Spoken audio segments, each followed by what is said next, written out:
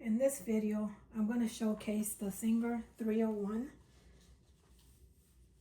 machine from the 1950s. It's got smooth stitching. It's quiet. And it's got a slant needle to help view the sewing area.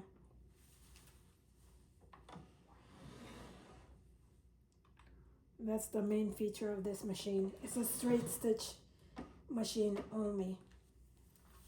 The foot pedal is the original foot pedal that came with the machine. I did replace the cords for safety. And these cords, I bought them from the featherweight shop. They're very reliable and they specialize in featherweight machines, but they also feature this one, which is very similar to the featherweight machine. It uses the same bobbin as the featherweight machine does, except the only difference with this machine is that it's a little bit heavier, and of course the way it looks different. It weighs 16 pounds, but it's still portable. It has a handle, but you can also set it on the sewing table with a special cradle that it comes with. I also replaced the electrical cord, and this is also a brand new modern cord, but fits the machine from the featherweight shop. So these are the cords attached to the machine, and I'm going to plug it in and get ready to show you a sewing demonstration. And it has the little tiny hole so my fabrics don't get eaten up. The machine does have a light, and it's one of those bayonet style lights.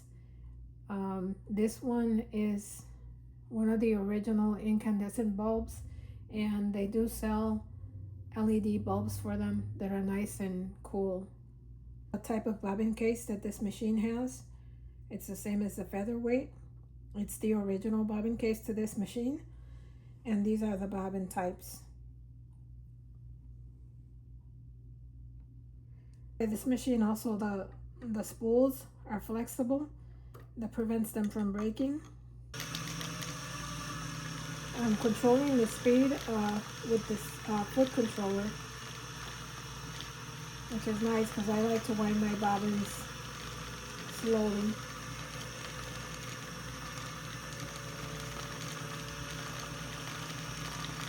And this lever, pull it all the way up, it does a back stitch. And you can lock this lever by turning this, and it locks it so that when you push it down, it doesn't go. Like if you do a back stitch and then you want to return back to where you were, it stays where you were. And you can go as fast or as slow as you want. And this machine goes really fast.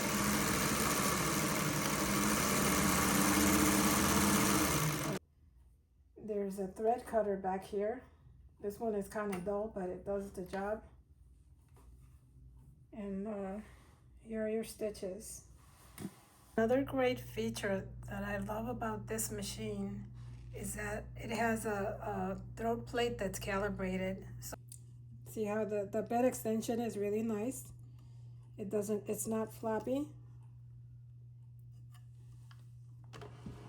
And so this knob here is what's gonna put your feed dogs down. And you just turn it. It's a little bit tight because I never use it. But you turn it away from you, and it's gonna lower the feed dogs. There's a little knob on the top to loosen the foot pressure. This little knob right here. Also, it works by turning it clockwise or counterclockwise to tighten it.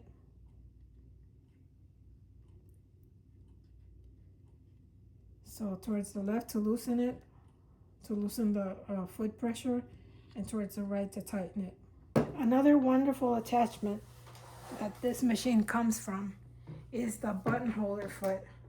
And this is for the slant machine, of course. There's one that comes in a green box, and that's not the right one for this machine. The only one I've seen for this machine, there may be others, is this color case.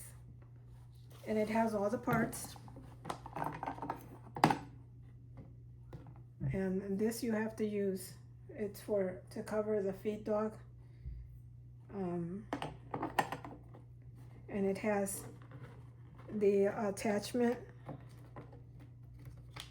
for when you're putting it on the machine. Instead of this screw, you're going to use this one, which is stronger. And it has several different sizes. And these are cams. They call them cams. I'm not going to demonstrate it because you can figure it out with the instructions. So that's what's included with this machine. So the top comes off by taking off these two screws.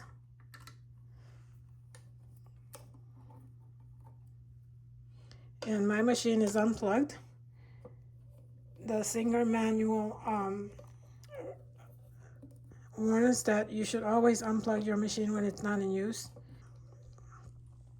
I have it plugged into a power strip, so I can turn the power strip off and turn the power off to the machine, because even though the light is off, the machine is still getting power. And with those foot controllers, if you're using the original foot controller, Singer warns that they should always be taken off of power because they could get hot. So you just pull it off by moving it a little bit to the left. And I'm holding the screws on just to show you the bottom, how clean it is.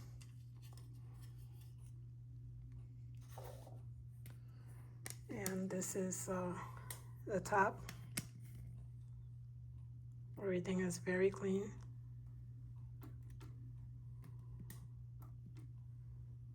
Oiled and lubed. There's no rust. And then for the top, for the front, you just pull this. And it's got this pan here, that's a drip pan for any oil that might come off. It's got a nut and a little felt pad so that the machine doesn't vibrate and make noise.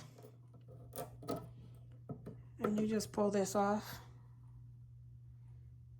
when you need to oil your parts according to the manual.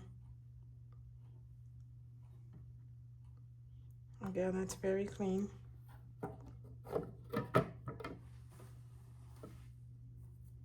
And just put this back on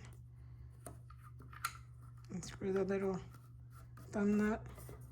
You don't have to put it super tight, just tighten it. So that concludes this video. Thank you for watching.